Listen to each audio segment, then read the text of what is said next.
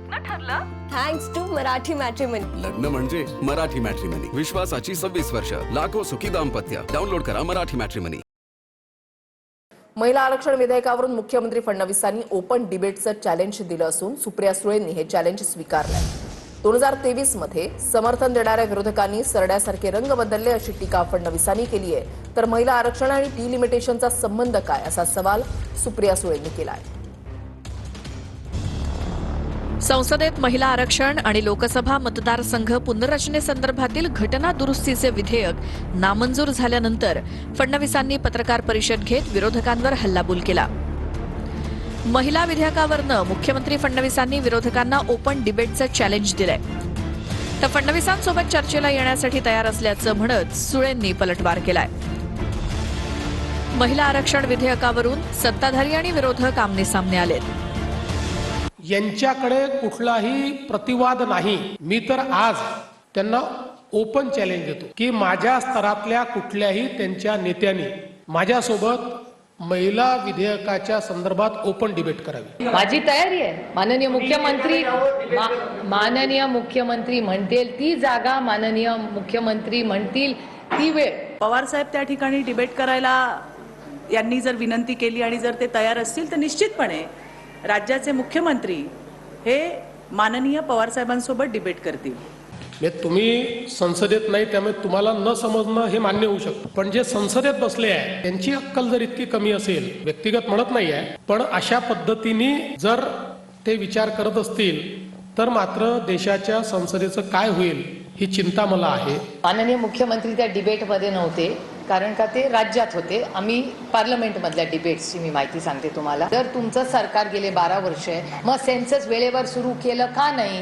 राजस्थानच्या पहिल्या महिला मुख्यमंत्री वसुंधरा राजे, मध्य प्रदेशच्या पहिल्या महिला मुख्यमंत्री उमा भारती, दिल्लीच्या पहिल्या महिला मुख्यमंत्री सुषमा स्वराज, गुजरातमध्ये पहिल्या महिला मुख्यमंत्री आनंदीबेन पटेल या भारतीय जनता पक्षाच्या काळात झालेल्या आहेत. या देशाची पहिली प्रधानमंत्री prime minister of India Indira Gandhi महिला, पहिली president of India Mrs Pratibha Patil Indian national Congress.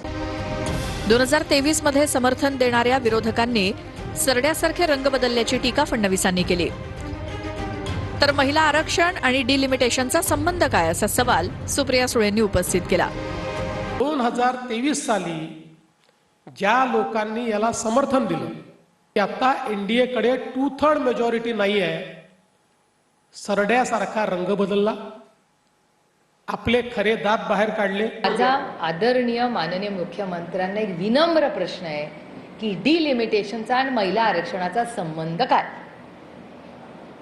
काय संबंध मला सांगा ना. तुम्ही एक विधेयक आणलं महिलांना आरक्षणाचं, 543 करून टाका, आतापर्यंत झालं असतं. महिलांच्या भावनाशी खेळून, महिलांचा वापर करून डिलिमिटेशनच्या नावाखाली हे बिल संसदेत आणलं. महिला आरक्षणाच्या नावाखाली त्यांना डिलिमिटेशन बिल पास करायचं होतं म्हणून ते सत्र आणलं. उद्या भारतीय जनता पक्षाने एक या संदर्भातला मेळावा बोलवलेला आहे. आमच्या मित्रांना देखील आम्ही तिथे निमंत्रित करू. आजपासनं आमचा निर्धार हा सुरू झालेला आहे. महिलांना आरक्षण मिळत नाही तोपर्यंत आता आम्ही स्वस्थ बसणार नाही. मला मनापासून आनंद आहे जर भारतीय जनता पक्ष एक जन आंदोलन उभं करणार असेल तर चांगली गोष्ट आहे. ह्याचा अर्थ लोकशाहीमध्ये टिकते अजून थोडे दिवस. महिला आरक्षण विधेयकाची विरोधकांनी भ्रूण हत्या केल्याची टीकाही फडणवीसांनी पत्रकार परिषदेतून केली. 70 कोटी महिलांचा विश्वासघात करत या विधेयकाची भ्रूण हत्या ही विरोधकांच्या वतीनं करण्यात आली. वर्षांनी कसली भ्रूण हत्या झाली? कसली भ्रूण हत्या झाली? भ्रूण हत्या हा कायद्यानं एक अपराध आहे. महाराष्ट्रात भ्रूण हत्येवर बंदी आहे, मी ते विसरले. शिवसेना आमदार महेश शिंदेंनी एकनाथ शिंदेंनाच चॅलेंज दिलंय. मी माझ्या जीवावर निवडून येतो असं महेश शिंदेंनी म्हटलंय. एकनाथ शिंदेंच्या साताऱ्यामधल्या कार्यक्रमालाही महेश शिंदे दांडी मारणार आहेत. दरम्यान ज्याचं खावं मीठ त्याच्याबरोबर राहावं नीट अशा शब्दात सरनाईकांनी महेश शिंदेंवर पलटवार केलाय. सातारा जिल्ह्यातले कोरेगावचे शिवसेना आमदार महेश शिंदेंनी एकनाथ शिंदेंना चॅलेंज दिलंय. मी माझ्या जीवावर निवडून येतो असं महेश शिंदे म्हणाले. एकनाथ शिंदेंचा सातारा दौरा आहे. त्यानिमित्तानं साताऱ्यात शिवसेनेनं जोरदार बॅनरबाजी केली. पण या बॅनरवरूनही आमदार महेश शिंदेंचा फोटो गायब आहे. शिंदेंच्या या कार्यक्रमालाही आमदार महेश शिंदे दांडी मारणार आहेत. मी स्वतःच्या जीवावर निवडून येतो. माझ्या कोणी चिडायचे कारण नाहीये. मी काय कोणाला त्रास द्यायला गेलेलो नाही. मला कोणी त्रास द्यायचा नाही. त्याचं खावं मीठ, त्याच्याबरोबर राहावं नीट. आज जर एकनाथ शिंदे साहेबांचा चेहरा बघून आणि बाळासाहेबांच्या विचारानं जर तुम्ही निवडून आला असेल तर त्यांच्याबरोबर कायम निष्ठावान शिवसैनिक म्हणून राहायला पाहिजे. कधीही माझ्या जिल्ह्यातल्या कुठल्याही फ्लेक्सवरती फोटो नाहीये. मला तर अजून कुणी काय सांगितलं नाही किंवा काय आहे मला काय माहित नाही. मी आता येता बघत आलो अनेक बॅनरवर आमदार महेश शिंदे साहेबांचा फोटो आहे. त्यांना आमच्या पक्षाकडनं ते पक्षाचे आमदार आहेत त्यामुळं तसं त्याला निमंत्रणाची आवश्यकता नसावी. साहेबांना तर मी 2022ला पहिल्यांदा भेटलोय. 21-22ला एकनाथ शिंदे साहेबांना. त्याच्यापूर्वी माझा त्यांची ओळख पण नव्हती, संबंध पण नव्हते. अर्थार्थी संबंध नव्हते आमचे. माननीय एकनाथ शिंदे साहेबांच्या नेतृत्वाला आव्हान देणारे कसे मातीमोल झाले ते तुम्हाला माहिती आहे. त्याच्यामुळे शिंदे साहेबांना आव्हान कोणी देऊ नये. साताऱ्यात महेश शिंदे आणि पालकमंत्री शंभूराज देसाईंचा वाद शिगेला पोहोचलाय. सातारा जिल्हा परिषदेच्या निवडणुकीत देखील महेश शिंदेंनी स्वतःच्याच पक्षाला चॅलेंज दिलं होतं. महेश शिंदेंच्या पत्नी प्रिया शिंदे जिल्हा परिषद निवडणुकीत भाजपच्या तिकिटावर निवडून आल्या आणि सातारा जिल्हा परिषदेच्या अध्यक्षही झाल्या. भारतीय जनता पक्ष म्हणून महेश शिंदेचे हितचिंतक आम्ही आहोत. ते जे भूमिका घेतील त्या भूमिकेच्या पाठीशी आम्ही ठामपणे उभे असू. आरोपी अयांना व्हिडिओ बनवण्यासाठी राजेश प्रजापती यांच्या मालकीची गाडी वापरली होती अशी माहिती समोर आली आहे. राजेश प्रजापती यांचा मुलगा आणि आरोपी अयान यांची ओळख होती. राजेश प्रजापती यांनी पोलीस चौकशीमध्ये ही माहिती दिली आहे.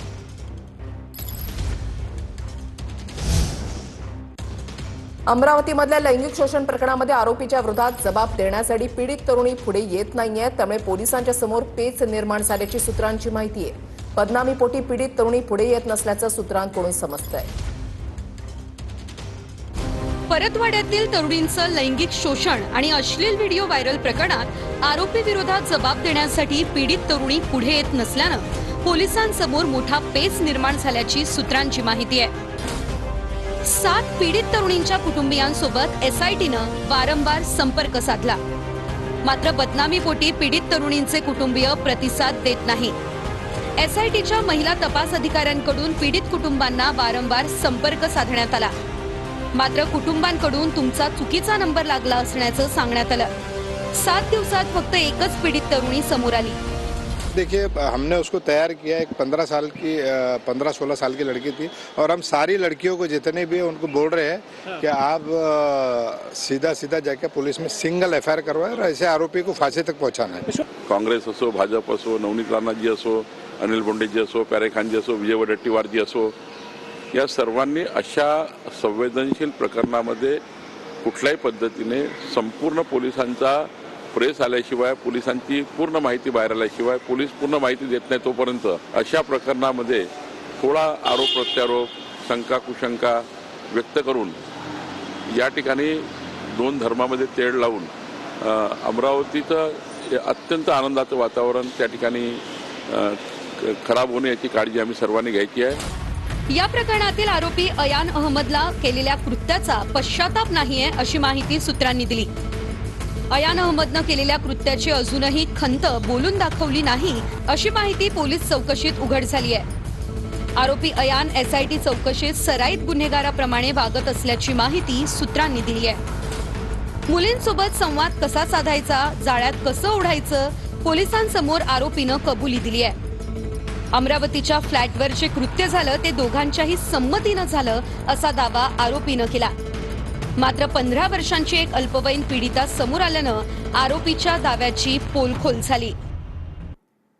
बोरिवलीच्या दुकानातील वादानंतर लेन्सकार्टकडून स्पष्टीकरण देण्यात आलंय. टिळा टिकली लावण्यास कोणतीही बंदी नसल्याचं लेन्सकार्टकडून स्पष्ट करण्यात आलंय. झालेल्या प्रकाराबद्दल लेन्सकार्टनं माफी मागितली आहे. दरम्यान लेन्सकार्टमध्ये टिळा टिकली लावण्यास बंदी असल्याचा भाजपचा आरोप आहे. लेन्सकार्टच्या विरोधात काल आंदोलन करण्यात आलं होतं आणि लेन्सकार्टने मध्यस्थी केली आहे. त्यांच्या सोशल हँडलवरती त्यांनी सर्व भारतीयांची माफी मागितली आहे आणि स्पष्टपणे लिहून दिलं आहे. म्हणूनच लेन्सकार्टला माफीनामा द्यावा लागला आहे. त्यामुळे आमचं आंदोलन आम्ही लेन्सकार्टच्या विरोधात मागे घेत आहोत. यवतमाळच्या राळेगावातील मुली बेपत्ता झाल्याच्या प्रकरणासंदर्भातली बातमी आहे. राळेगावमध्ये सकल हिंदुत्ववादी संघटनेकडून बंदची हाक देण्यात आली आहे. यावेळेला बजरंग दलाच्या कार्यकर्त्यांनी रस्त्यावर टायर पेटवत घटनेचा निषेध नोंदवला. संशयित आरोपींवर कठोर कारवाई करण्याची मागणीही आंदोलकांनी केली आहे.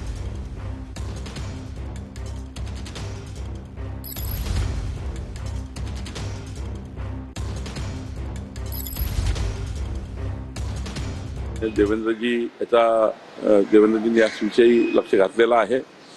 मी लक्ष घालेल आणि विदर्भातला प्रश्न असल्यामुळे नक्कीच या ठिकाणी हा प्रश्न किती मुली गेलेल्या आहेत, काय आहे, आदिवासी मंत्री त्या भागात आहे अशोक उईके, तेही चर्चा करतील. निश्चितपणे यामध्ये पूर्ण चौकशी सरकार करेल. एक महत्वाची बातमी, पहलगाममधील दहशतवादी हल्ल्याला 1 वर्ष पूर्ण होत आलंय.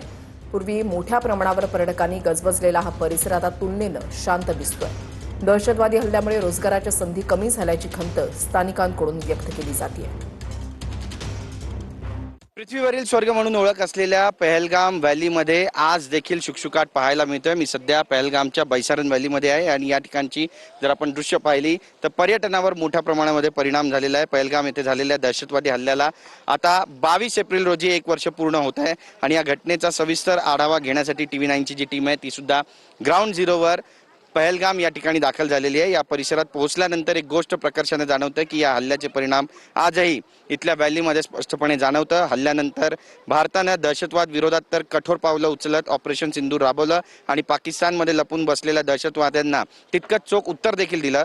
मात्र 1 वर्षानंतर आजही पर्यटन क्षेत्रावर याचा मोठा परिणाम होताना स्पष्टपणे पाहायला मिळतंय. काश्मीर जितकं सुंदर आहे तितकीच तिथली जी शांतता आहे ती सुद्धा भयान वाटते आणि सगळीकडे जगामध्ये देशामध्ये सगळ्यात सुंदर स्वर्ग म्हणून मिनी स्वित्झर्लंड म्हणून काश्मीरची पहलगामची आणि इतर ठिकाणांची ओळख आहे. मात्र ही ओळख जरी असली तरी देखील जे पर्यटक आहेत ते आता या ठिकाणी यायला कातरत आहेत आणि याबाबत इथलं सरकार, केंद्र सरकार नेमक्या काय ठोस भूमिका उचलणार आहे हे सुद्धा पाहणं तितकंच महत्त्वाचं ठरणार आहे. कॅमेरा पर्सन योगेश गुरवसह गिरीश गायकवाड, TV9 मराठी, पहलगाम. हैदराबादहून हुबळीला जाणाऱ्या विमानाचा अपघात थोडक्यात टळलेला आहे. तर फ्लाय 91 विमानानं 4 तास हवेतच घिरट्या घातलेल्या आहेत. विमानातील प्रवाशांचा रडतानाचा एक व्हिडिओ देखील समोर आलेला आहे. विमान अखेर बंगळुरू विमानतळावरती उतरवण्यात आलंय. विमानातील सर्व प्रवासी सुखरूप असल्याची देखील माहिती मिळते.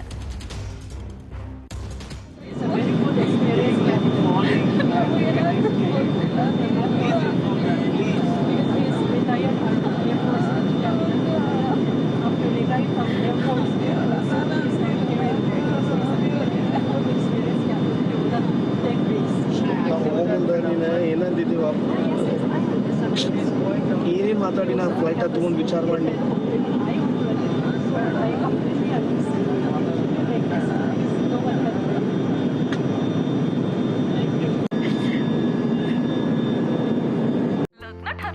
Thanks to Marathi matrimony. लग्न म्हणजे मराठी मॅट्रिमनी. विश्वासाची 26 वर्ष, लाखो सुखी दाम्पत्य. डाउनलोड करा मराठी मॅट्रिमनी.